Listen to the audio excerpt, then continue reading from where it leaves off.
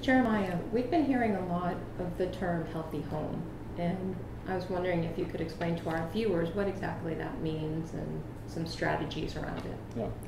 Well, there is no question that certain materials for years have been used that have certain off-gassing that now, in hindsight, seem kind of toxic in a way. We all grew up with it. All of us are still here. The question is how toxic in a way. But we do, in fact, make an effort to promote products that have less toxicity, less off-gassing. The paint's available now is one good example. The carpet's available. The plywood that's available. All of them now have certifications that they're less toxic than they used to be for a human environment.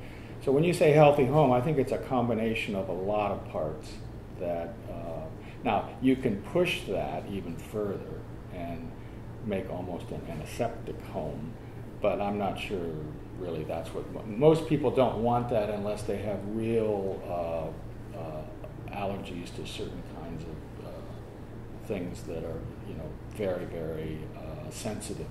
And we have on occasion dealt with homes as if they were laboratories in a sense. But that's not a typical approach. I think the typical approach for a healthy home is more just looking at the materials that are available with less toxicity. In addition, I think a healthy home, for me anyway, is also one in which materials that use have been recycled or sustainable. So we do make an effort to see if the materials we're going to use have been recycled in some fashion, because healthy in a sense has to do with protecting the environment and protecting our resources.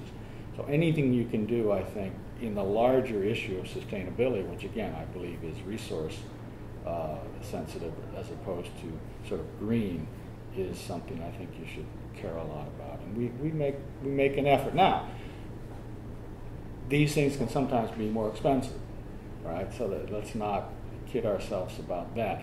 But if you can order something that's made up the street or in the state or in New England as opposed to being shipped from China, I don't think there's any question that that is a resource benefit to all of us. Or there's nothing less sustainable than tearing down an old house. I mean, you tear down an old house, what you're doing in effect is getting rid of all the materials that were put there in the first place, shipping them off to some site somewhere where it's either part of it gets recycled or just thrown into a dump.